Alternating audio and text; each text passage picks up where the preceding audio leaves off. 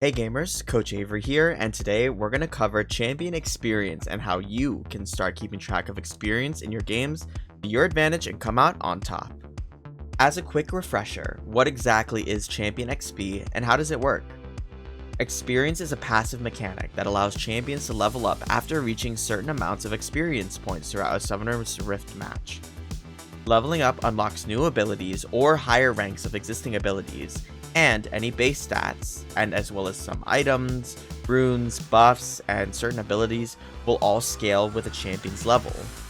Open up the practice tool and interact with different things around the map and see which one gives you experience for about 3 minutes.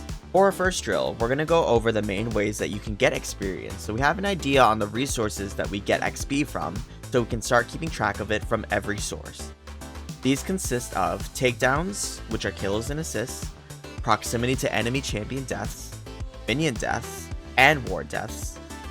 Also slaying jungle monsters, but remember that champion takedown XP is reduced based on level difference capped at 2 levels. Minion ward experience is shared based on how many allied champions are in proximity, and champion takedown XP is based on how many champions participated in the takedown, also known as assists.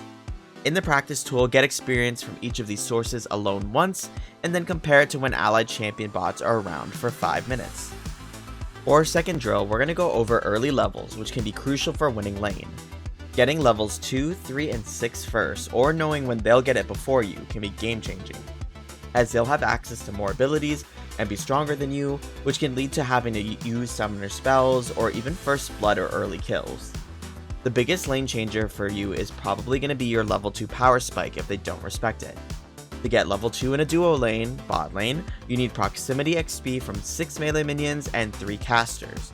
While you're in a solo lane, you need 4 melee minions and 3 casters. Paying attention and then capitalizing on your experience lead or playing safe versus theirs can completely change how your laning phase will go.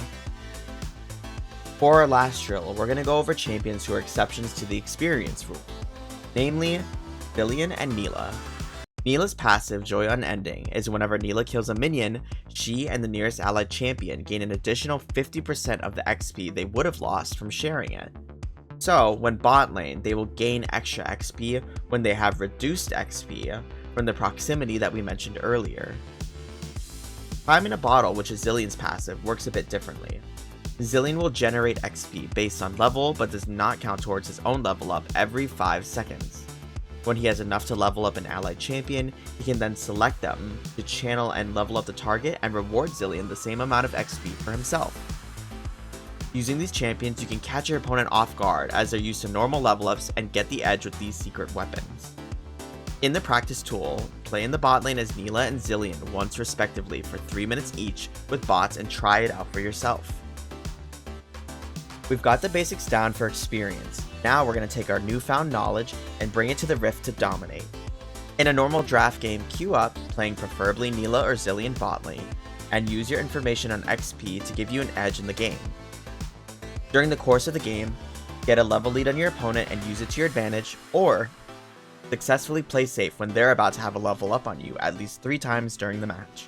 Using these small but powerful bits of knowledge with XP, you can catch your opponent off guard and hopefully avoid being caught off guard yourself from level advantages and get those dubs. My name is Coach Avery, have an amazing day, and I will catch you on the Rift.